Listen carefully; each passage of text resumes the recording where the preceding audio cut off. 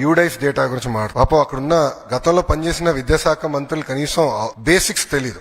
UDISE లో అంగన్వాడీకి వెళ్తున్న పిల్లలు ఉంటారు, ఎల్కేజీకి వెళ్తున్న పిల్లలు ఉంటారు, యూకేజీకి వెళ్తున్న పిల్లలు ఉంటారు.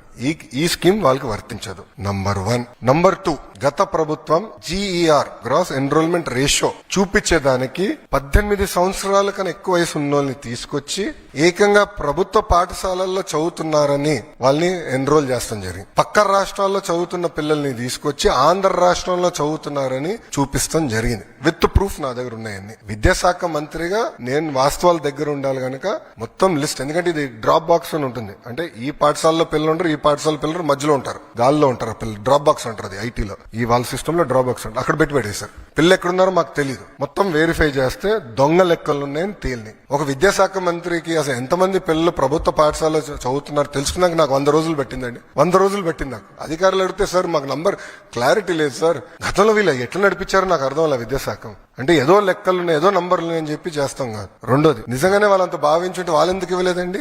అమ్మ ఒడి ఎందుకు ఇవ్వలేదు వాళ్ళు? ఈ రోజు మేము ఇస్తున్న అర్హులు ఎంతమంది ఉన్నారో వాళ్ళు ఇచ్చేదాకా మేము సిద్ధంగా ఉన్నాం. మొత్తం లిస్ట్ GSWS ముందర పెడతాను, బయట పెడతాను. లేదంటే ఎవరన్నా రాలేదనుకుంటే మన మిత్రకెళ్ళి ఎందుకు రాలేదో తెలుసుకోవచ్చు, కరెక్ట్ చేసిన మార్గం కూడా ఇస్తున్నాం. సో అర్హులు ఎంతమంది ఉన్నా ఇచ్చేదానికి కూటమి ప్రభుత్వం సిద్ధంగా ఉంది.